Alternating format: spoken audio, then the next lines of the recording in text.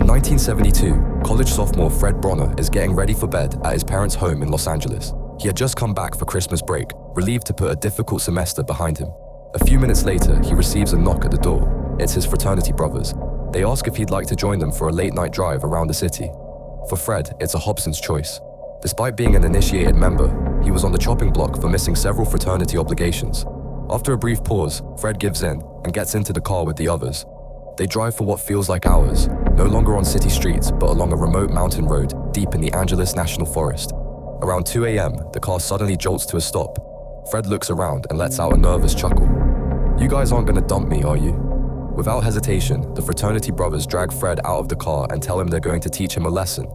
Left in the dead of night without his prescription glasses and wearing only light clothing, Fred is abandoned in the freezing forest, roughly 10 miles from the nearest road. He remains frozen as the taillights fade into darkness. Several days pass, and neither Fred's parents nor his fraternity brothers have seen him.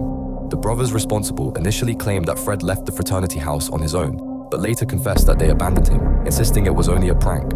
A search and rescue operation begins, and within hours, Fred Bronner is found in a state of decomposition at the bottom of a 500-foot ravine.